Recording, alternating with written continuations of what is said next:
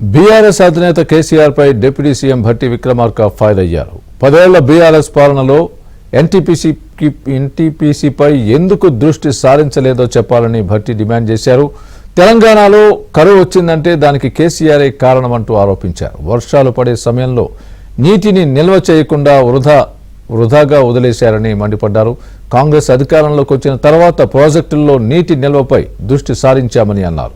అసెంబ్లీకి హాజరు కాకుండా సూర్యాపేట వెళ్లడం సమంజసం కాదని భట్టి విక్రమార్క హితవు పలికారు. 10 years 1 decade ఏం చేశారు మీరు?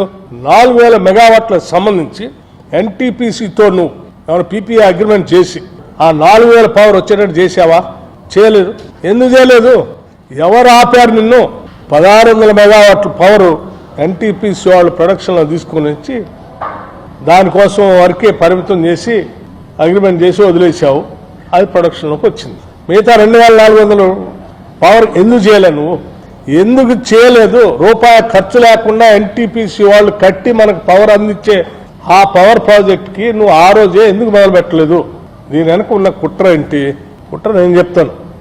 అది చేస్తే నువ్వు అప్పటికే కాలం చెల్లిన సబ్ క్రిటికల్ టెక్నాలజీతో భద్రాద్రి పవర్ ప్రాజెక్ట్ పెట్టలేవు. వానాకాలంలో మీరే ఉన్నారు అధికారంలో. మీ పుణ్యమా అంటూనే సరిగ్గా పడలేదు నీళ్ళు. పడ్డ నీళ్ళైనా వాటిని సక్రమంగా ఒడిసి పట్టుకొని నింపుకొని ఉంటే ఈ పరిస్థితి. నువ్వు వాటర్ ప్రాపర్గా నీ వాటర్ మేనేజ్మెంట్ లేకపోబట్టే ఈరోజు కరువు వచ్చింది.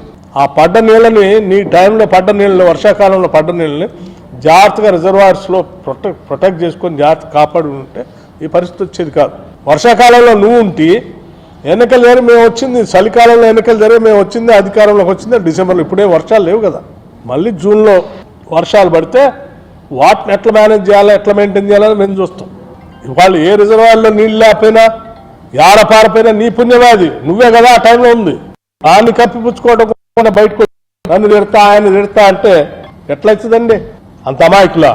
నువ్వు చాలా గౌరవంగా అపోజిషన్ లీడర్గా హౌస్కి వచ్చి మేము పెట్టిన దాని మీద డిబేట్లో పాల్గొని ఒకవేళ నువ్వు 10 ఏళ్ళు పరిపాలన చేస్తుంది కాబట్టి వాళ్ళు మేము చెప్పిన దాంట్లో తేడాలు ఉంటే కూడా నీ ఎక్స్పీరియన్స్తో సభలో సలహాలు సూచనలు చెప్పాల్సి ఉండే. ఆ తర్వాత కూడా మళ్ళీ పెడుతుంది కదా సభని, దానికి కూడా ఆహ్వానిస్తుంది కదా. ఎందుకు రాలే మీరు? సభకు రాకుండా ఎక్కడో సూర్యాపేట పోయి అది 3-4 నెలల తర్వాత మొత్తం పార్టీ అంతా ఖాళీ అయిపోయి నిన్ను వదిలేసి ఎక్కడో అక్కడ పోతా ఉంటే అక్కడ పోయి అది కూడా కరెంటు లేకుండా ఉన్నటువంటి దగ్గర కూర్చొని జనరేటర్ పెట్టుకొని దాంట్లో మైక్ పెట్టుకొని ఆ జనరేటర్ కూడా సగం ఆగిపోయి మైక్ పని చేయకుండా మళ్ళీ అది కూడా రాష్ట్ర ప్రభుత్వం నెట్టేసి ఆడ మాట్లాడే బదులు సభకు వచ్చి రావాల్సింది. ఇప్పుడు కూడా నేను గౌరవ మాజీ ముఖ్యమంత్రి గారికి విజ్ఞప్తి చేస్తూ ఉన్నాను.